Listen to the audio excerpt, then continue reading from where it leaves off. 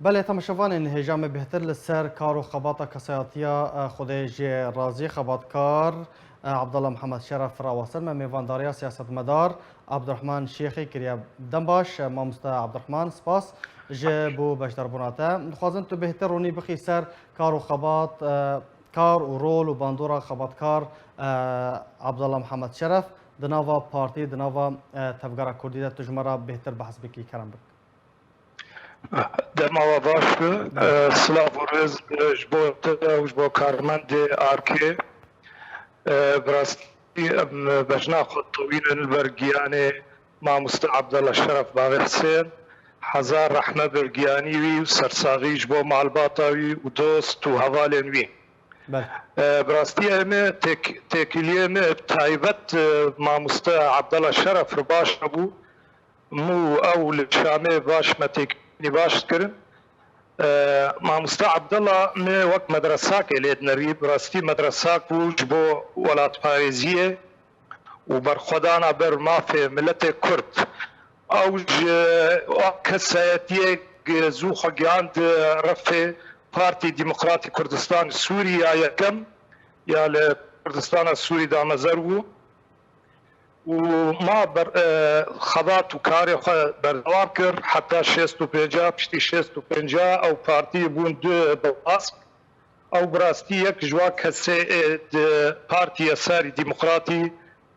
کردی سوری وی خبات خو بردوام کرد جبرگو باوری نیوی باش هبون انه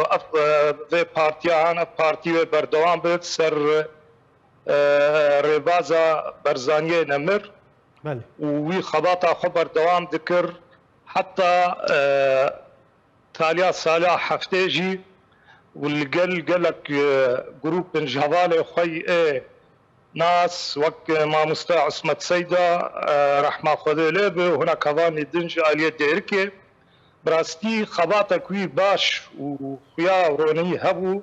الهريمة كوتشرا والآلية ديركي وی یک جوا کسی قد قیاده جزیره ذکر لقل واحد على خوي خويا بابا حسين اشتيات عراقي جبو نتيجه روشاوي ابوري خراب خص فر كار بك دمك ذقريا كردستان سوري رجيم بعث اخو المج براستي او اشكنجه كرن 10 سال ونيف تقريبا او ماد زنداني رجيم بعث وبشتي وقت به سربست هات بردانجي لبراستي قلت ده كيجا زنداني ده ابو ما مستر عبد الرحمن وراستي زندان الشامي او تهمتاوي انه براستي انه تعامله بدرف وتخواز بشكي عرضا سوري فقط او يعني او تهمه رجيم السوري جهر يكي ولات پارێزێکی کورد ردهات گوتن یعنی لە ئەو براستیک ئینسانکی وڵات پارێز بووی نەتخواست پەرچێژ عەردەی سووری بێدە قەتاندن لێوی خەباتێک دەکرد بەر مافێگەلێ کوردوی دیدی ملەتی وی زۆر و زەحمەتیە دمینە و مەحرومش جنسیە و مەحرومش ناسناماخوا و مەحرومش گەلک و ئەو باوێ حسێنجی براستی یەک جوان کەسێ وەجێ او رجيم بعض سكني جبو مسألة حزام العربي او زنارة عربي الجزيرة هات وقت بيكانين لبراستي او زندان دركت وقلت يا تقول شاندن دستو نقا كيوي براستي بوش وشلل اللي دابو اللي تشتي ام بي ولو فعلا مسر بلنداي ديت بابي حسين دي دوي زندان خد القلب وإنسانك نخونا ده وجيله دركت إنسانك روشنبير ومثقف وعلم عنده زمان وعلم عنده خندنة براستي مرة وقت ما مستاكي مالد نبي د ثقافت ده زندان ده خوفير زمان كربو ما مست عبد الرحمن خوفير زمان كربو خوفير ثقافت كربو بله قال لك خندبون يعني براستي هم تشون جواتاوي امرود نشتن مدي وك انسانك اكاديمي تشتغل انسانك اكاديمي داخل راستي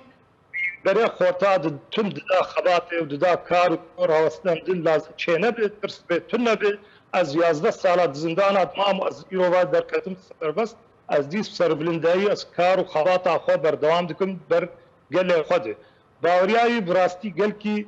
دوی ربازا کردیاتی دا ربازا برزانیه نمر و گلک آلیکاری وی دکن به پیشمرگ کردستان دید شورش ایلول دید و آگولان دید یعنی براستی دیروکک بو مامستا عبدالله شرف زاریه خود خوندن دا زاریه خودم لپیش دخست ایرو امزان زاری هنرمندن زاری پیشمرگه هنه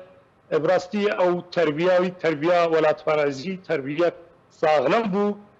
جیه سربلندایی بو جواتا آگ مامستا عبدالله شرف رک مره جویا براستی مرد حسیه وقت دوی برپرسکی کرد دل پاک دل ایش ملت خواه یعنی ما تکلی باش پیر کربو او ام ایرو دو جی اسفه بو وقت ما بیست او براستی کوچ بوناوی آداوی بو يعني حزار رحمة الجياني ويدي والسرساغية جمال باطوي وهذالي تبع دخازن لمدرساك وبراستي مامستا عبد الله الشرف مامستا عبد الرحمن جيان جدستانا كسياتين وها چه باندور ل يعني چه زيان دغه بارتي تفگرا كردي بگشتي براستي اف كسيولو يعني زيان وان هي جبرغو اوانا دمك خباتك باش كرنه تجربه كواني ديروكي شيء خبات يعني خورطه استفاده كن جراك سيلو يعني دمين الوقت مدرساك او مامستا رحمه مامستا كمال درويش مامستا شيخ موس مامستا عصمت براستي وانا مدرسه بون يعني كار وخباطه خد يعني قال كي مرد لك غادين يعني يخطي مرد ديروكوان ودگریان براستی مرد بین زحمت سر مرا کوچونا کسی و جناب رفت تفگار کردی جبر بو مدرسات بون مخزون کیوانی سیاسی فکری ثقافی باش بو فدل ام هیویان خورد بردوام بنسر غیر بازه بردوام بنسر خط آوا حوالن کوچا داوی کرن و ام ببین شفار نمونه ام وقت کسی استفاده جوی خبرت و تجربه وانی خبات مربک يعني. بله. عبد الرحمن شيخي سياسة مدار قالك سباس جبو باش دربوناته.